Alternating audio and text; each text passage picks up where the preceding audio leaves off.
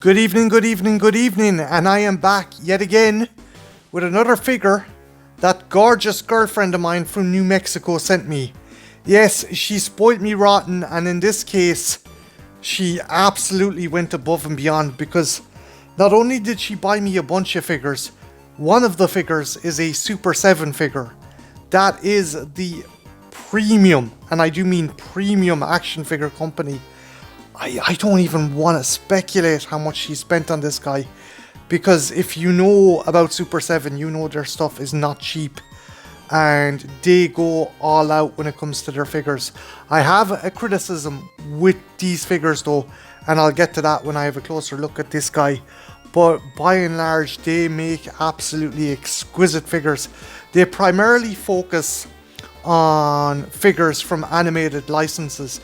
Now the thing is, at the moment obviously nostalgia is a license to print money, but whereas companies like Hasbro and Playmates are recreating the old TMNT or Ghostbusters line that was around the time of the animated series, Super7 is literally creating characters pulled from the cartoon.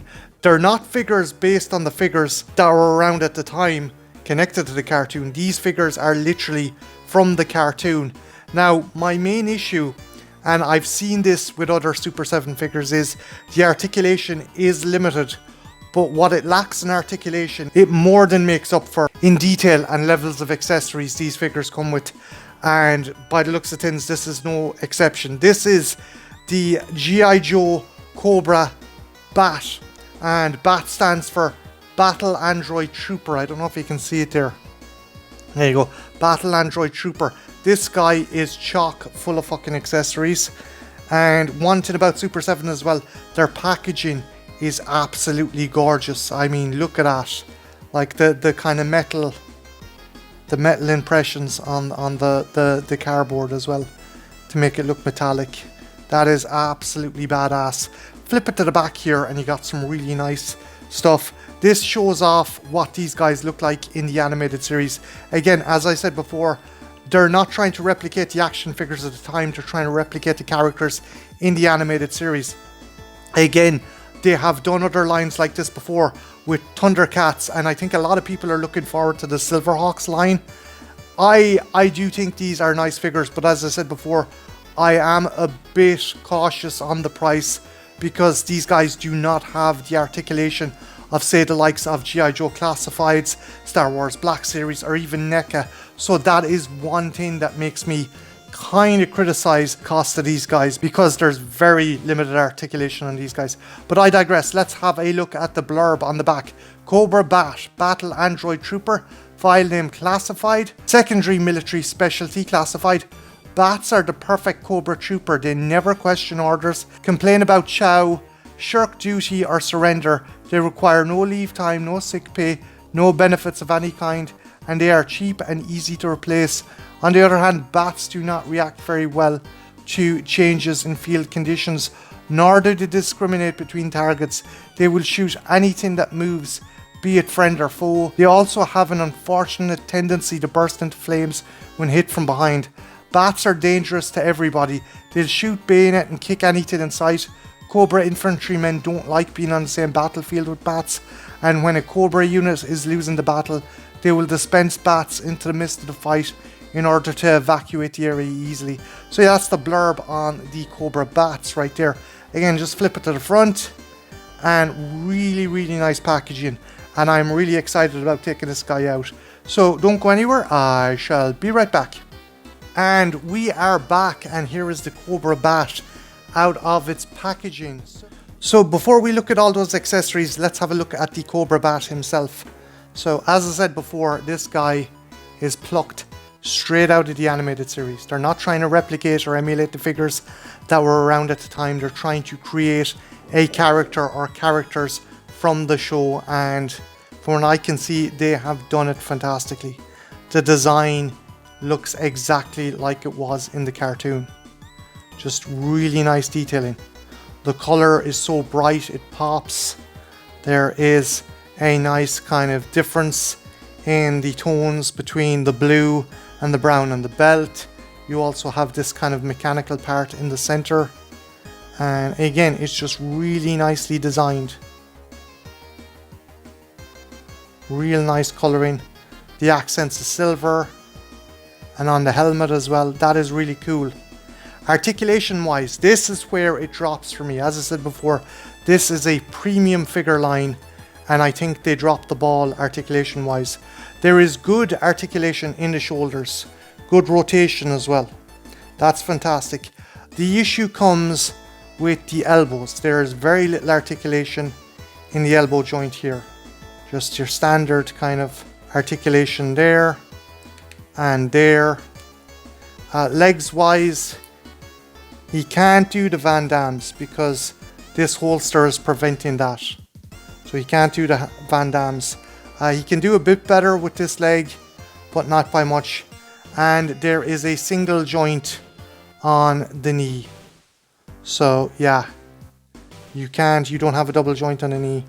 So that is disappointing. As I said before, the price point for these guys is very high, and I think they could have maybe gone a bit better with the articulation considering you pay so much. Articulation on the ankles is good. It's fairly good. And on the torso, there is a kind of ball joint there, but it feels that you'll stress him and break him if you turn him too much. I'm not going to lie. Head wise, you can move it around 360. As I said before, the design and color is fantastic. They have literally captured a still from the animated series to create this guy. But as I said before, for me it drops in the lack of articulation. It's still a cool figure. Comes with a whole host of accessories. First off, comes with an alternate head.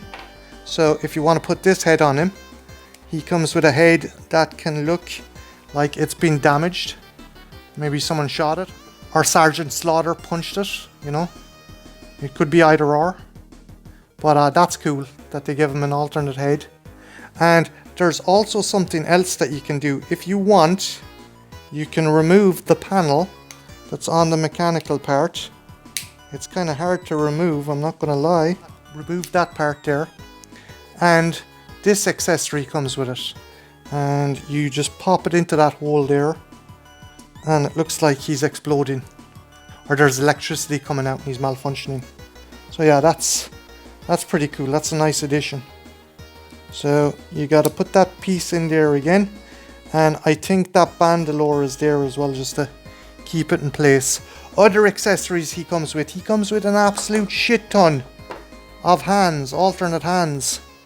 So he's got this gripping hand here, a trigger hand. He does come with 2 firearms, another kind of gripping hand there, a trigger hand there. I think that's for the pistol, and this kind of trigger hand as well, and this one as well. So he comes with, in a total, he comes with 1, 2, 3, 4 gun firing hands. I suppose if you wanted to switch between different firearms, if you wanted to put the pistol into one hand and the rifle in the other, or vice versa. These 2 gripping hands.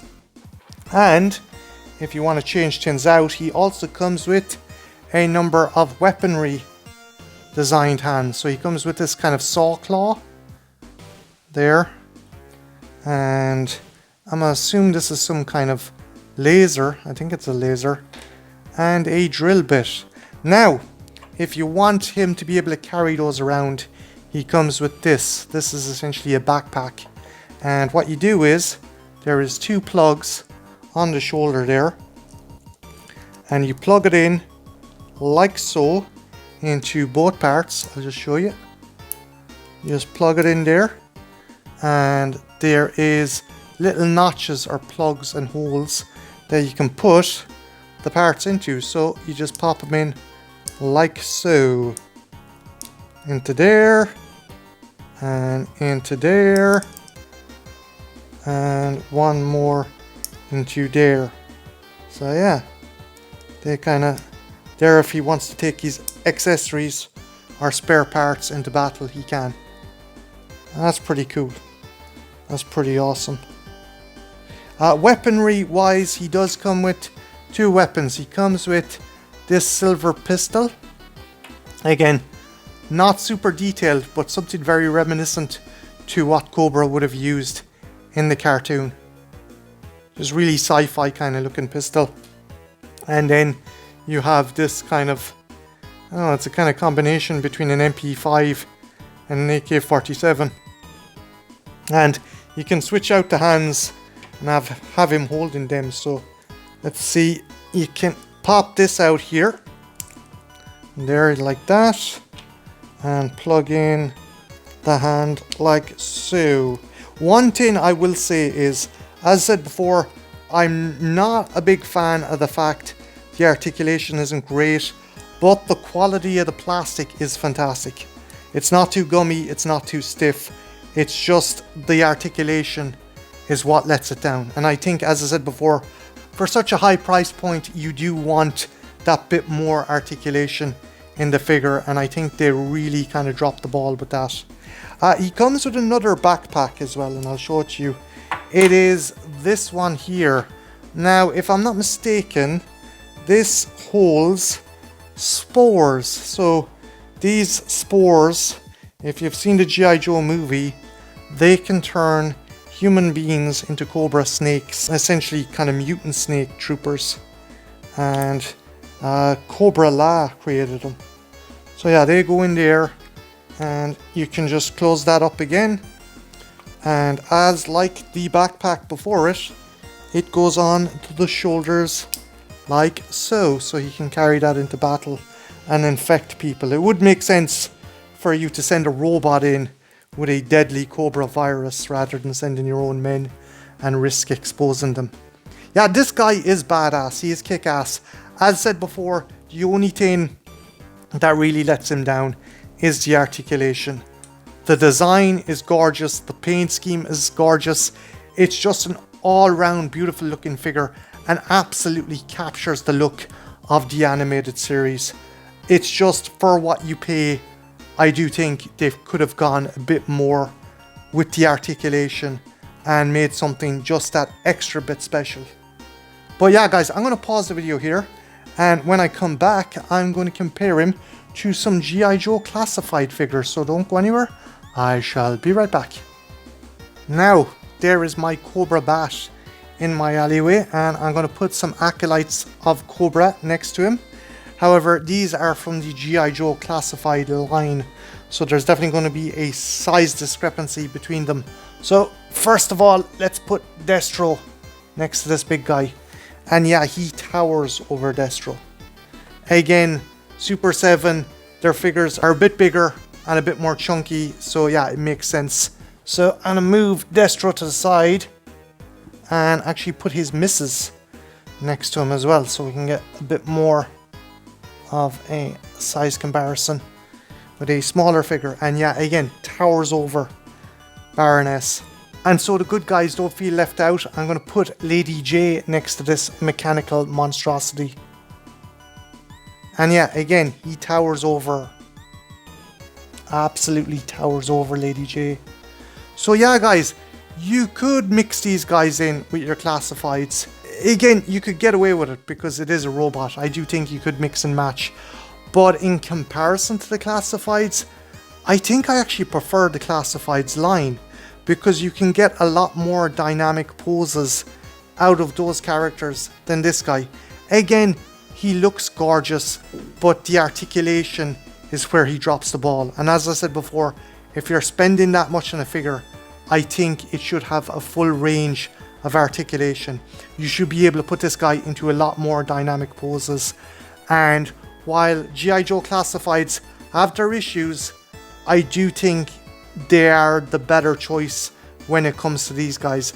I'm surprised we haven't got a proper animated series line yet. We are probably going to get one in the classified series at some stage, but if you do want something that is essentially the G.I. Joe 80s animated series, you are going to have to go with Super7 for the meantime. But yeah guys, what do you think of this guy? Do you think he kicks ass? Do you agree with me? Do you think that the price point is a bit much, considering there's a very, very limited amount of articulation with this guy. And also, who is your favourite villain from G.I. Joe? Let me know in the comments below. And yeah, have a good one. Take care. Bye now.